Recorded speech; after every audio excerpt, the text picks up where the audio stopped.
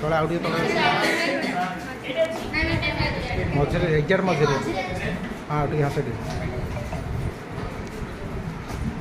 ହଁ ପିଜା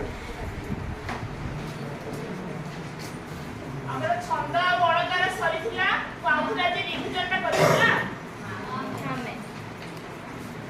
ମନେ ଅଛି ଛନ୍ଦ କଣ କହିଥିଲି ଛନ୍ଦ ବିଷୟରେ କହିଲୁ ଜଣେ କି ଛନ୍ଦ କାହାକୁ କୁହାଯାଏ ପଦ୍ୟ ରଚନାର ଏକ ନିର୍ଦ୍ଦିଷ୍ଟ ନିୟମକୁ ଛନ୍ଦ କୁହାଯାଏ ଠିକ କହିଲେ ସିଏ ଆଉ ଜଣ ରିପିଟ୍ କର ରଚନାର ଏକ ନିର୍ଦ୍ଦିଷ୍ଟ ନିୟମକୁ ଛନ୍ଦ କୁହାଯାଏ ନିୟମ ଶୈଳୀ ବା ପଦ୍ୟ ରଚନାର ଏକ ନିର୍ଦ୍ଦିଷ୍ଟ ଶୈଳୀକୁ ଛନ୍ଦ ବୋଲି କୁହାଯାଏ ଆଚ୍ଛା ମୁଁ କହିଥିଲି ଛନ୍ଦ ଦିଟା ଅଲଗା ଜିନିଷ ନା ସେମ୍ କହିଥିଲି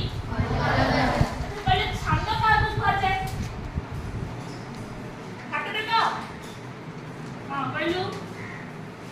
ପୁରୁଣା କାବ୍ୟ କବିତା ଗୁଡ଼ିକ ଆରମ୍ଭରୁ ଶେଷ ପର୍ଯ୍ୟନ୍ତ ଗୋଟିଏ ନିର୍ଦ୍ଦିଷ୍ଟ ଶୈଳୀରେ ରଚନା ହୋଇଥିବାରୁ ସେଗୁଡ଼ିକୁ ଛନ୍ଦ କୁହାଯାଏ କଣ କହିଲେ ସେ ସୃଜା ପୁରୁଣା କାବ୍ୟ ଗୁଡ଼ିକ ଏକ ନିର୍ଦ୍ଦିଷ୍ଟ ଶୈଳୀରେ ରଚନା ହୋଇଥିବାରୁ ତାହାକୁ ଛନ୍ଦ କୁହାଯାଏ ପୁରୁଣା କାବ୍ୟ ଗୁଡ଼ିକ ଏକ ନିର୍ଦ୍ଦିଷ୍ଟ ଶୈଳୀରେ ରଚନା ହୋଇଥିବାରୁ ତାହାକୁ ଛନ୍ଦ କୁହାଯାଏ ମିତ୍ରାକ୍ଷର ଛନ୍ଦ ଆଉ ଗୋଟେ ଅମିତ୍ରାକ୍ଷର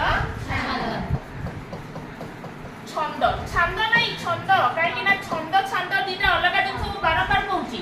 ହେଲା ମିତ୍ରାକ୍ଷର ଛନ୍ଦ ଏବେ ଆମେ କହିବା ମିତ୍ରାକ୍ଷର ଛନ୍ଦ ପୁଣି କିଛି ଭାଗରେ ବିଭକ୍ତ ହେଇଛି କହିଲ